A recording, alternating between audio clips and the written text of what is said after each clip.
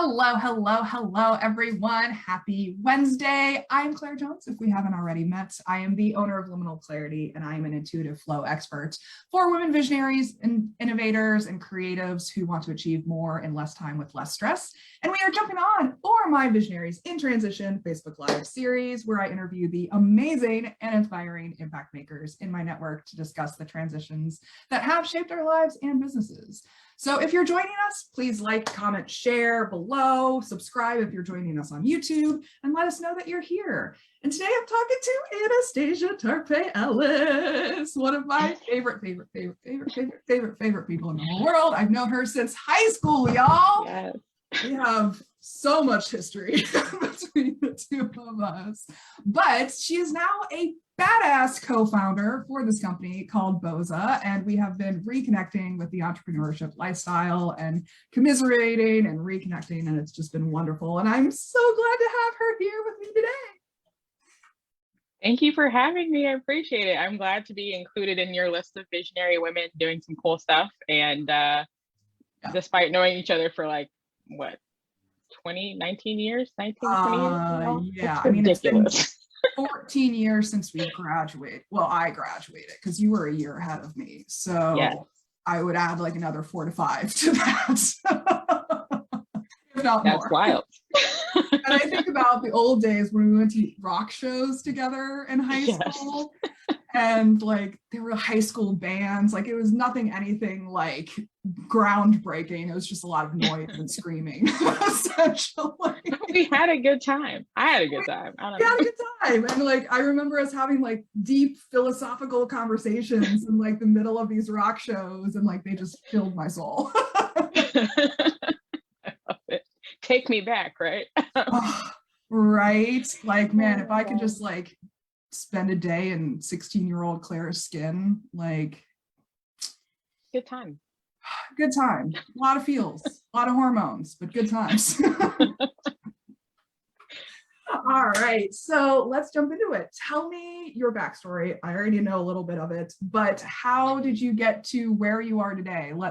Tell the audience. Where I am today. Well, first I was born by just kidding. I will work backwards. So I'm Anastasia Tarpeh-Ellis, co-founder of Bosa, and Bosa is a collaborative to-do list for millennial moms who are founders, freelancers, and managers. And our whole aim is to help support and empower people to go after their ideas, dreams, and their aspirations. And our team is a little crazy because we think if we can actually help people do that, then we can change the world. So that's a bit about what I'm doing right now. How I got here, actually, to this specific point, probably did actually start 15 years ago, right after I graduated high school. Right after I left Claire. No, I was kidding. Your whole life changed. No, but I say that because my co-founder, E.J. Aruche, we met in engineering college at Rose-Hulman in Indiana. And we stayed in touch over the years, even though I dropped out of engineering school. He stayed there, and all my friends, but stayed in touch. They're my closest friends. And then when I actually went to grad school in LA, EJ and all our other friends moved out there slowly but surely over the years. And so we started our careers together. And so through that time, we just, got really burnt out. And even though our careers had just started, right, got super burnt out, tried to fix ourselves as far as like finding tools and things that, could work for us. But not just any tool, right? Like tools that actually help us be productive with balancing like our work and family life, but then also wanting to balance our well-being with that and not leave that part out, right? Or just become like what we always say, like productivity ninjas. I'm not just creating frameworks, just be creating frameworks, right? Yeah. So that's kind of like where the idea for Bosa was born, but then also that stemmed from just knowing someone and meeting them in college 15 years ago, which I think is probably one of the biggest blessings of my life. I can share more about that in this conversation if you'd like, but yeah. Yeah, I love that. What else? That's just recent times. So what has happened? 15 years ain't that recent. Two schools, got married, lots of jobs, switched within after grad school, did like local government work for the city of LA, worked from accelerator programs. One's called Grid 110. So they're doing like a fashion tech accelerator back in like 2015. And then worked full time for the city for a few years. If anyone from the city of LA sees this, I'm so sorry. I loved it there. No, I had to go. Bureaucracy is not for me. And then I ended up in venture capital and working on accelerators there. And then right after that is when I started working full time on Bosa. I love it. I love it. Yeah, I think it was on Facebook when I originally saw you starting up this company. And I've been in the entrepreneur space since 2014, and we kind of fell out of contact for a while. And I saw that, and I was like, Anastasia! I was like, we need to talk. Yeah, we talked maybe like last year for the first time in a while, or a couple years ago. I don't know, whatever the pandemic time frame is. Yeah. And I just absolutely fell in love with this productivity tool that you guys have created here, because it is pretty much, like you said, a master to-do list that reads all of your various applications, softwares that you use, because it's a Chrome extension, right? Browser extension. Yeah, so it's a web extension starting with Chrome, hope to get to some other browsers soon. And then we also, sneak peek guys, we are launching a mobile responsive web app. So anyone, like any type of phone you have, doesn't matter. You don't have to like download it in the App Store. You can access Bosa on your phone, and that will speak to your web extension. So again, just being where people are, like you said, in the tools you're already using, so you don't have to like learn something new and all that stuff, and just you can go about your day. Yeah. And I just absolutely loved that you brought this tool to the market, because we talk a lot about productivity, and we talk a lot about like these systems and these softwares that we use to support productivity.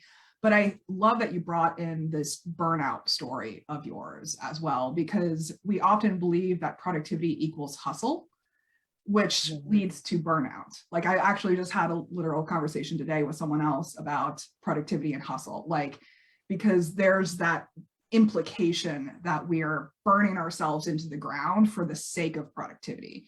And I'm not here for it. And you're not here for it. Nope. Because what we're looking for is these support systems that help us sustainably be productive. Exactly. And I think, well, one, we're not here for it, but I think a lot of people aren't here for it now. As we've seen through like on the macro scale, right? Like things like the Great Resignation, people leaving jobs that don't value the employees, or again, trying to help them not burn out as well. Or burnout often occurs when you're in a space that isn't suited for you, or you're not interested in, right? And still trying to work really hard on top of that to like make the fit happen. So I have so much to say about that, but I want you to finish your thought. So I think what's interesting now is that a lot of people are looking for, or like having that conversation of like you're saying, like not just the traditional hustle for hustle's sake or productivity tools, but really like what is something that can more holistically take a look at my life and what I care about, and not just like admin tasks again, right? Just like my true ideas or goals that I have. So I think that's something that's really exciting that we're seeing, and these conversations happening in this space. And I think the other thing about that as well, which is what we're really excited about on the Bosa front, is like, yes, we can help you like, get clarity around your list, all that kind of thing, but we actually give you help to get some of those things done so that you aren't doing those things by yourself. So that is the main differentiator than what's out there. A lot of the lists are great. They're kind of either solo player, just like, okay, you get a list and collect your things and that's about it. Like, good luck getting them done. What we do is we actually have, connecting to your network, our Bosa community specifically, and in the future, maybe some brands and partnerships that can help you take some things off of your plate. So trying to have a bit of like a community element within the app and the support system. So again, you're not going at things alone, which once you do, you tend to burn out. So you're speaking my language, totally. So let's shift a little bit and talk about what transitions have shaped your journey in particular in life or business. Any specific one? There's so many. Whatever comes to mind off the top of your mind. Well, because I mentioned it, college, I think going to engineering school, like I mentioned, I didn't even stay there. I went there for like 2 years and then transferred to the University of Cincinnati. But there is an interesting story of how I started in engineering school. Yeah. In high school was, in a lot of like science and math classes. Strangely, those were not my strong suits, but they interested me nonetheless. I did like the new intro to engineering class that was like offered my senior year. So that was really fun. I don't even remember that, but who knows how long it was there? I don't know. But our year at least got to take it. Participated in like National Society of Black Engineers Junior, things like that. So I'm like, I'm going to engineering school. Yeah. So I applied for this. So interestingly, this mailer, they send a bunch of mailers to your house when it's time to apply for college. Oh, so many. And one came that was just a postcard. It was like a little cartoon on it. And it was for Rose-Hulman Institute of Technology. And they're like, oh, super easy application. And I was like, oh, I hadn't heard of this. Let me just go ahead and apply. The application was easy. Fine. They had this thing. Okay, first of all, the school itself was traditionally an all-male college for many years. And by the time we got there, they had only been admitting women for like 12 to 14 years. Oh, wow. And as you can imagine, not a lot of people of color. Yeah, I mean, that's 90s, right? Yeah, our lifetime. So it's just crazy. And so before the final admission period or decisions happened, I can't remember if I was accepted already or not. They had what's called like National Society of Black Engineers or NSBE Senior Weekend. And that's when basically all Black interested students could come and see the college. Yeah. Of like 2,000 people. Not a big school. It's in the middle of Indiana. Nothing's there. I got there, had the time of my life. And I had visited larger campuses. I grew up down the street from University of Cincinnati. I love. All right. So we are coming back for part 2 of today's Visionaries in Transition series today with Anastasia Tarpeh-Ellis, and we had to cut short because power went off in her house in the middle of our call, and so she's graciously joining us from her local church where she's borrowing their Wi-Fi. And if you want to connect or see the rest of the previous episode, just go back to part 1. I'm going to edit them together for YouTube, but if you're catching us on Facebook, then you'll just have a part 1 and a part 2 because life happens. Like we just roll with the punches here. And so we're talking about specifically right now, the transitions that have shaped your journey in life and business. And you cut off right in the middle of talking about being accepted and feeling a good feeling when you toured the college campus, when you were choosing colleges. Yeah. Cool. So I think I was sharing that the first college I went to was Rose-Hulman Institute of Technology. And then that when I applied, it was like a super simple application, which was amazing at that time. And then I got to tour the campus, like you were saying, through the National Society of Black Engineers with their local chapter had like a Black student visit week.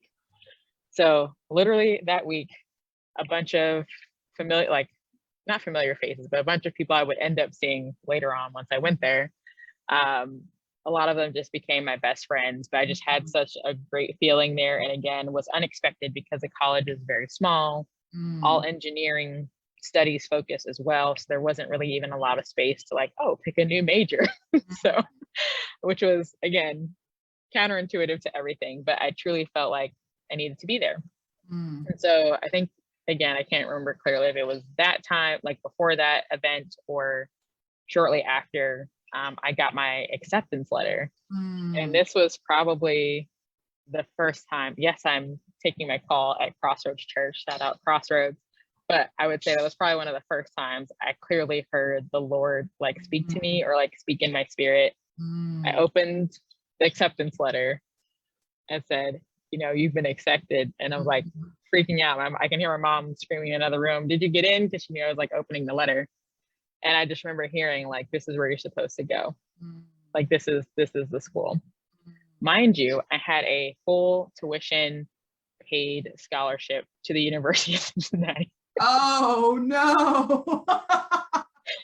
Just to put a little bit of extra faith on that one.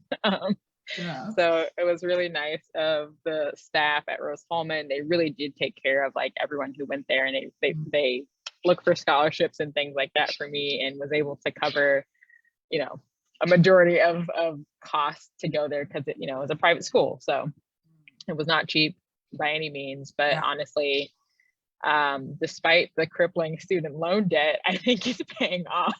That one of the people I met is now my co-founder, best friend. I'm the godmom to his son. I introduced him to his wife, who I met in grad school later on in LA after I left Cincinnati.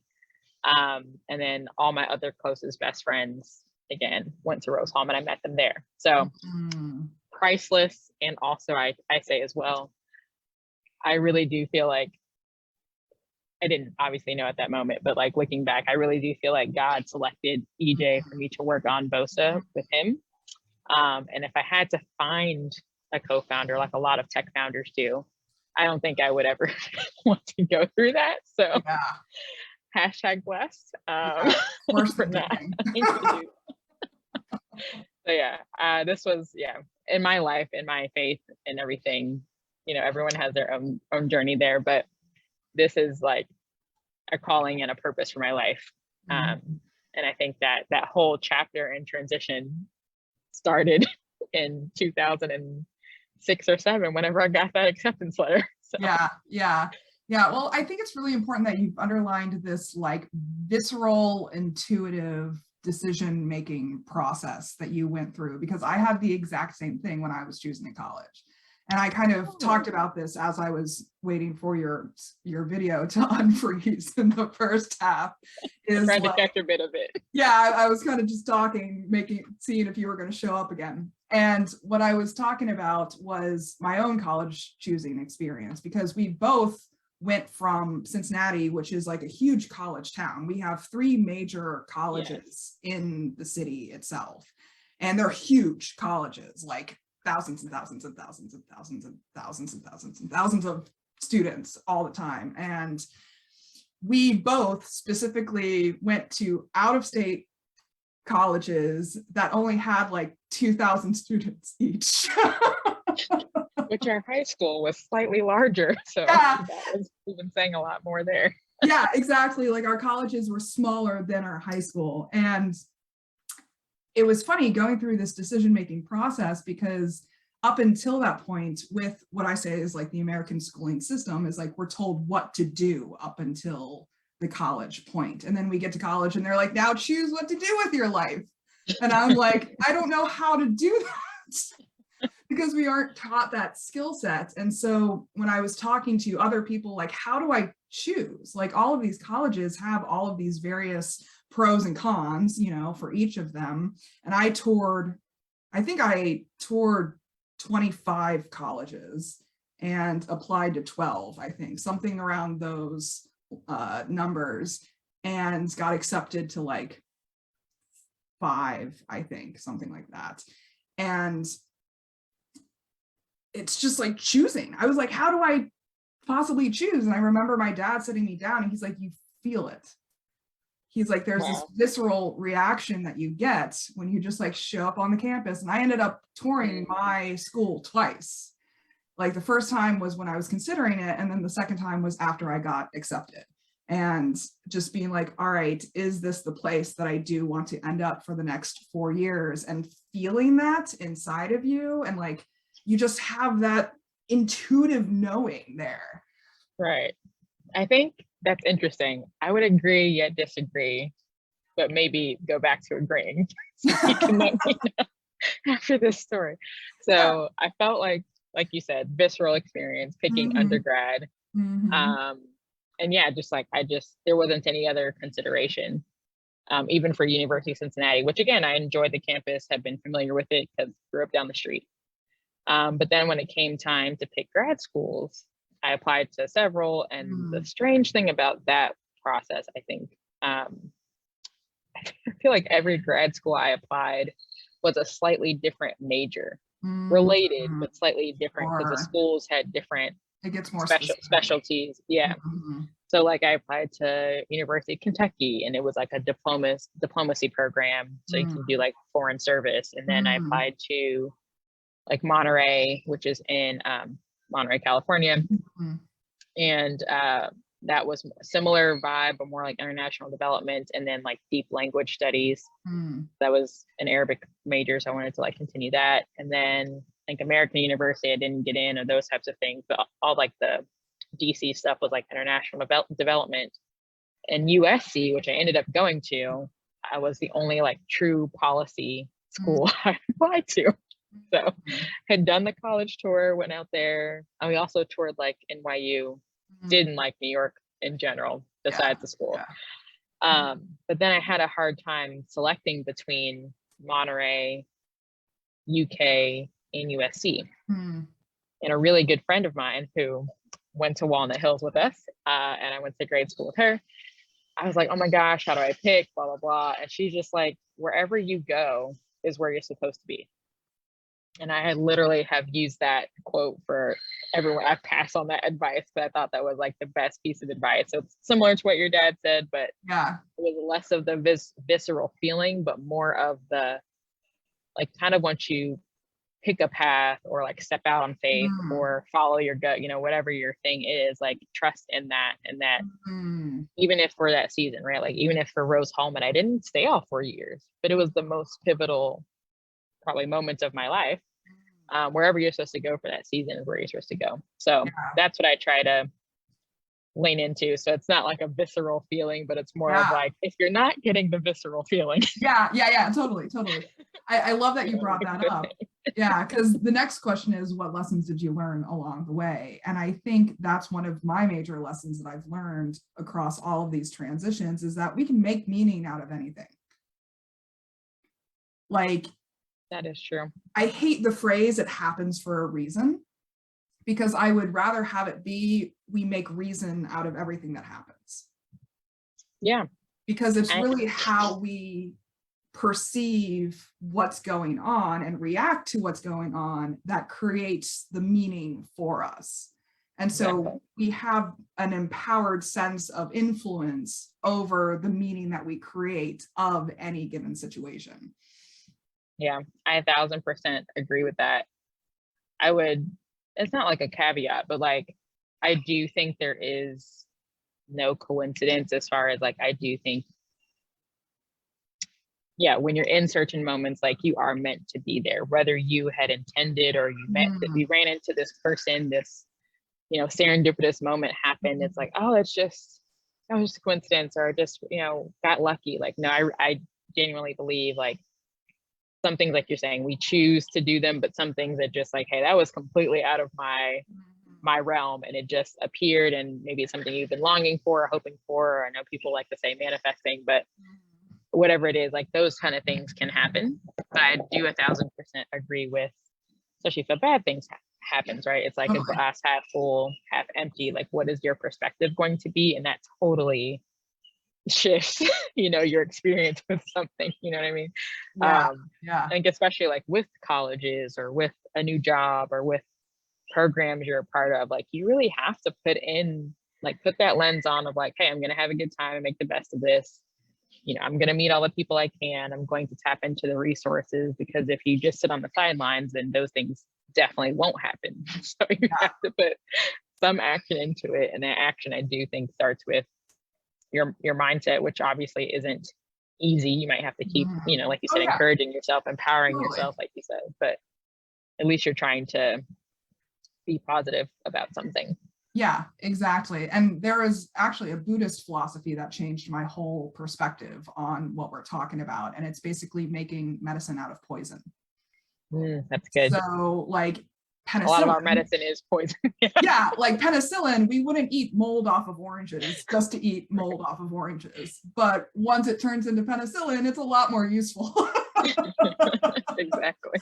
So like these situations that we find ourselves in, they might be a negative situation on the surface. They might be a failure on the surface. They might be like something that pisses you off on the surface. And those emotions are valid. I'm not dismissing that emotional experience, but it's what you choose to do with the emotions and how you choose to then move forward and behave in response to the situation. For sure. I agree there. Yeah. Silver lining to everything. Mm-hmm. Yeah. So any other lessons that you learned along the way? Any lessons? I think that's a big one. Well, the one that my friend told me of, you know, where you go is where you're meant to be. So I love that. And then I think sort of, I think along the lines of what you're saying, like how you look at situations. The other one I've told myself over the years is like, just show up. Yeah. And I think it's because, again, the things you can do that are in your power. Yeah. That's kind of where like your responsibility lies. Like in my faith, like Jesus kind of takes care of the rest, right? For other people, God or the universe takes care of the rest, but you can't, there's nothing to handle or take care of if you don't show up to the situation. If you don't send the email, totally.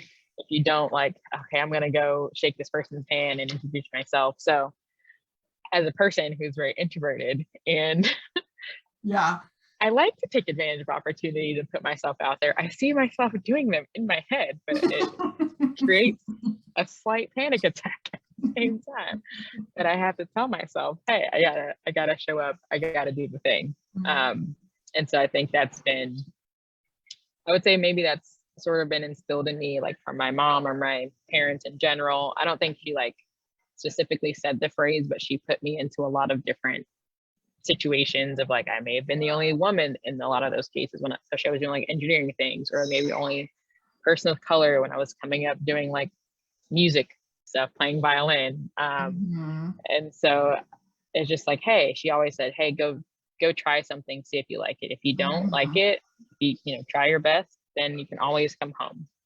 But you have to take that step first. To see, you know, to see for yourself, or to just to get the experience or the learning. So just showing up, I think, is probably been the biggest, might be the biggest lesson. Yeah. I love what you're saying, because it's almost like resiliency in putting yourself in situations that might not go the way that you want them to. Yes. Because that's resiliency in managing your own emotional experience of the situation. And that's a muscle. You need to continue, like it's a lifelong practice. Like I'm not saying like I'm resilient in everything, you know what I mean? But it's a muscle that we have to exercise. Yeah. And yes. And again, as an introvert, it's a new time every time. Yeah. It's like, oh my God, I don't want to go to the happy hour, but I need to go to the happy hour, you know? And network and do that kind of stuff. So I kind of look at it as just like jumping off the cliff every day. every single day. Like one of my coaches was always like, you have to work your courage muscle. You have to work your courage muscle. And I'm like, girl, it is jacked. Right. Like my courage muscle. All I have is courage. Scared like 1,000% of the time. Right? Like I jump off the cliff every single day, multiple times a day. Oh my gosh. So true. And I think that's the other thing about, it's another lesson or like maybe realization is, I mean, everyone hears this all the time, like what you see on social media, or like, don't meet your heroes. Like that stuff is real. Yeah. I've met a few heroes and I'm just like, I'll pass. And again, I think it's more of like, we shouldn't be idolizing or putting anyone on a pedestal. One, and two, everyone is human, right? Everyone's having this human experience. We just connected on both having like jumping off the cliff every day and being courageous. But I'm sure the person who's like famous or well-known or looks super cool online, they're also going through those same things. And it's not a bad thing. I think it's a really good thing, right? Like we need to check ourselves. So like everyone's on a journey. Yeah. And I think another like sub bullet of that is my old boss, Arlen Hamilton, at Backstage Capital. She would always say, like, don't compare your chapter 1 to someone's like chapter 10. Totally. I don't know if those numbers of the chapters are what she said exactly, but that's the statement stands. I always thought that was just such a great reminder of like, yeah, you can't look to the next person, the next mom, the next business founder, the next, person running an awesome podcast with thousands of like partnership dollars. Like, right. Just starting today. Yeah.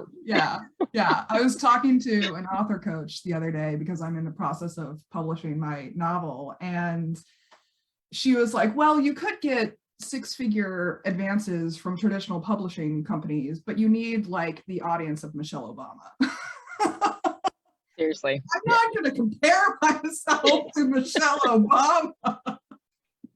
But you can if you want to. I mean, hashtag goals, right? Right. But like, I will follow Michelle to the ends of the earth. I will follow both Obamas to the ends of the earth. Yeah.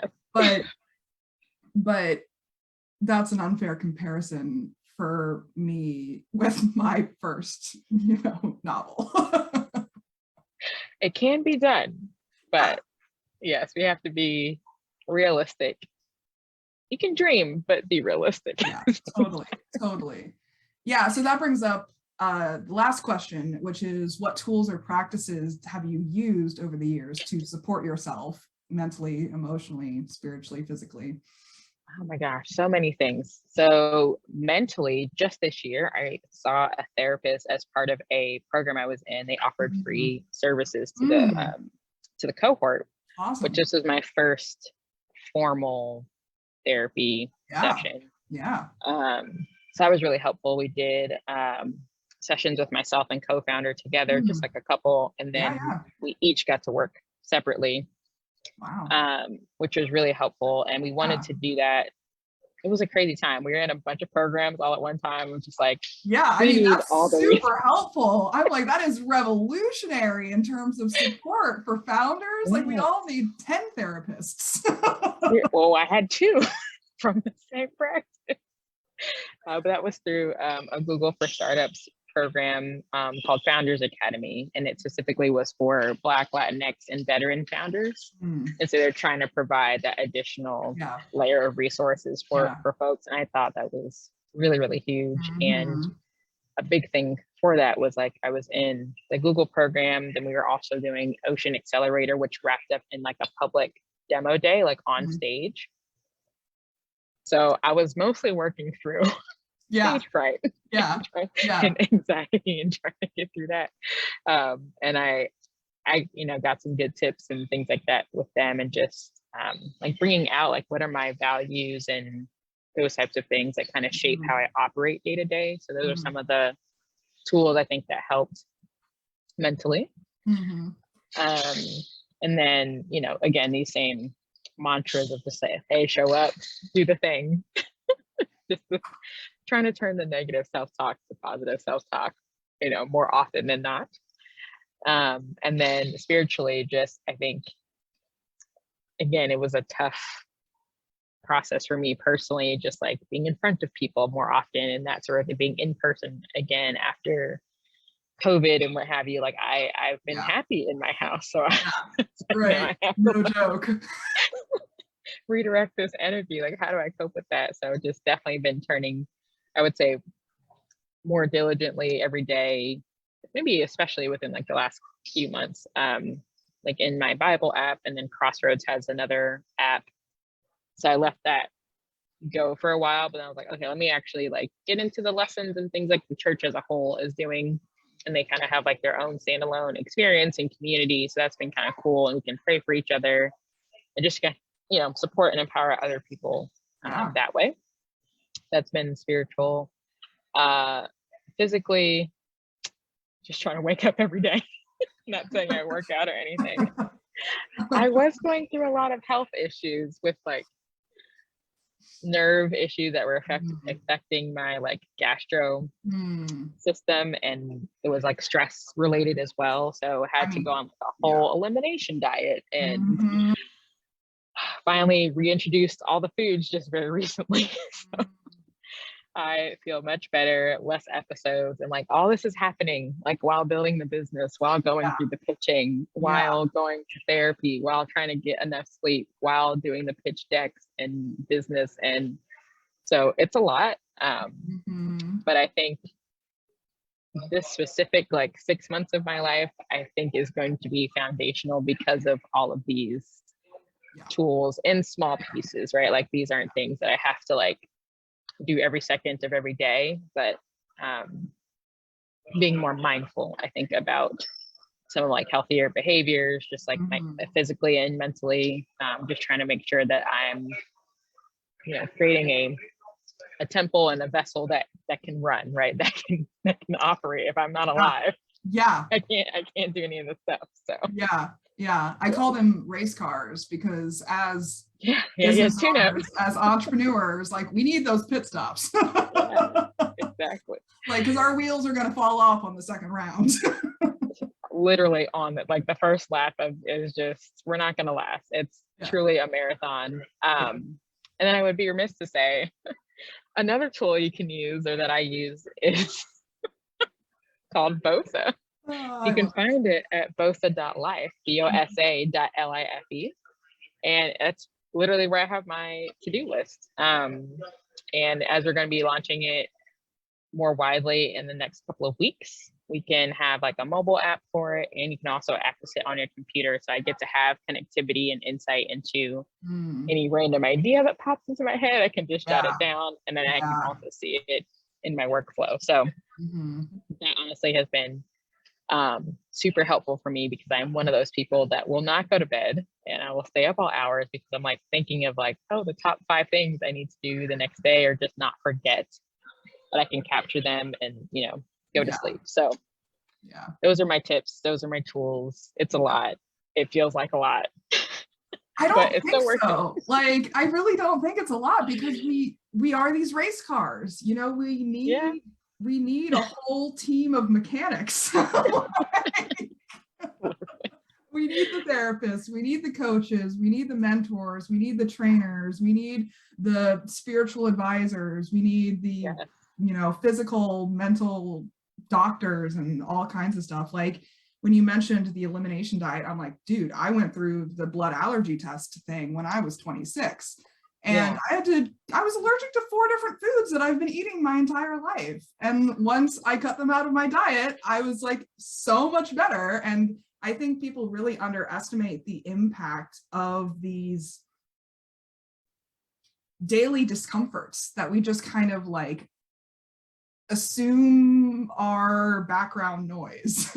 Right. Like you don't know life without pain. Like I don't think I did collegiate sports literally since like middle school, and like I've always been in some sort of pain. I just thought, oh, it's because an old sprain or something of some hamstrings or what have you. I would say in the last few years I started to have less pain just walking around, but I probably feel the best now in the last few months after doing all these things. But like I literally was sensitive. I don't know if I had like true allergies, but I was sensitive to like everything. I was eating nothing for I don't know how long. Just so I can reintroduce some foods. But I think now it's like, okay, I can reintroduce them. I think I can, like you said, kind of like be more in tune with my body of like, okay, that background noise is turning up a little bit. Like, oh, that's discomfort that I did not have when I eliminated it. Like, okay, I can eat that once a week. You know what I mean? I just did not have that, like you said, sort of that medical coaching tailored to me. And I don't think a lot of us don't have that. You have to go find a specialist to help you with that, or what do they call it? Integrative medicine place, which is where I go. So yeah, I mean, I thought it was so funny because the minute I moved to Seattle, they were like, have you heard of naturopaths? Right, yeah. Have you heard of holistic doctors?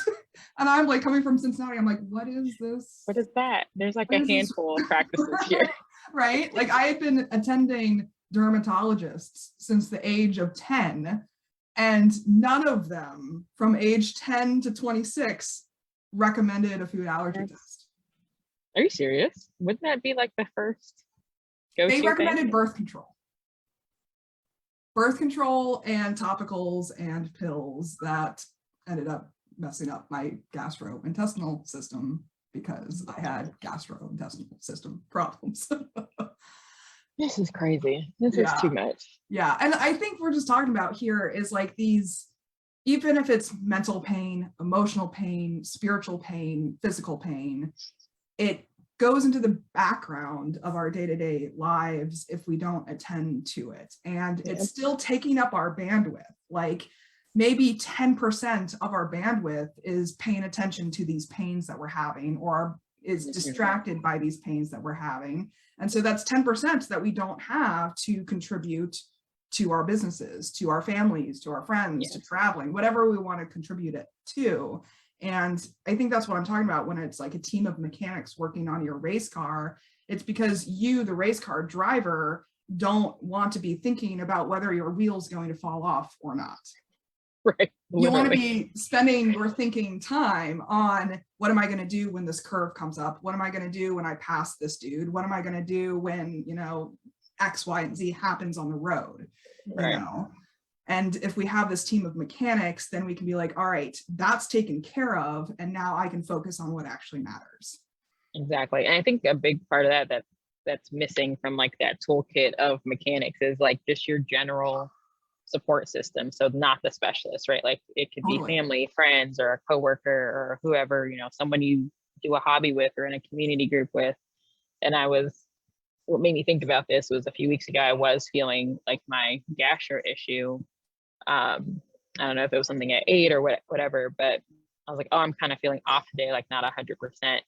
And my co-founder, EJ, was like, oh, go rest. And I was like, no, I think I'll be fine. I don't feel, you know, like I'm like 80%, right? I'm not like 50%. Like I think I can 20%. make it. There's that 20%. And then he's like, no, just go rest. And I was so angry with him. And he's like, you would literally yell at me if I tried to work right now. And I was like, I know, I love doing that. I love yelling at other people. But when someone else tries to tell me to like rest and take the day off, I don't want to hear it. And then without even teaming up together, my husband's like, oh yeah, you're the boss. Just rest, take some time off because you need to be ready for tomorrow, or like you said, the next day, or a lap 30. I don't know how long race car drivers drive, but anyway. The metaphor fails at that point for me. Very quickly. But yeah, both of them teamed up on me and was just like, sit your behind down. And I felt great the next day. Like, who knew? Who knew I needed the rest?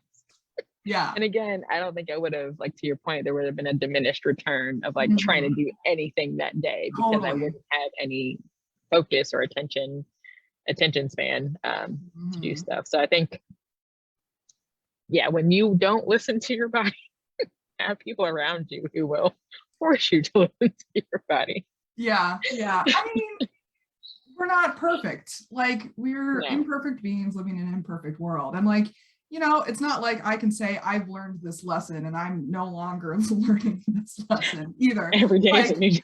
Right? Like for my 2-week sabbatical, I had to get permission from both my therapist and my coach. I'm like, can I do this? Right. Because like, you need that validation or that permission, right? Like it's really hard to give yourself that permission. Yeah, exactly. All right. Well, anything you want to add before we wrap up for today? No, I'm just excited. I feel like we could keep talking. I know. It's the problem with these interviews. Like we start talking and I'm like looking at the time, like trying to make sure that we're like covering everything. Thank you. Yeah. But I mean, that's exactly why I chose people like you for the series, because they're people that we just talk and talk and talk and talk and talk and talk and talk. So there's like, it just flows, we're aligned, and it's just like, man, we need to publicize these conversations because more people can relate to this than just me and you. For sure. I totally agree. And I just, again, thank you for even selecting me to have the conversation. It's been great to reconnect with you the last couple of years since 15 years ago. I know. 15 plus years ago. I know.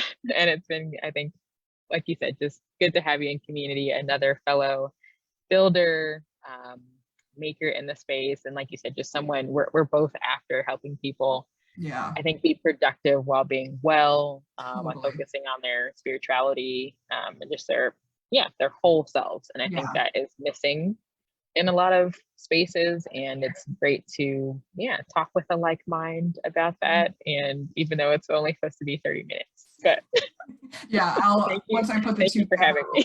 Yeah, we'll see how long it went for today, but you know, life happens. We're imperfect. We go with the flow over here. Love it.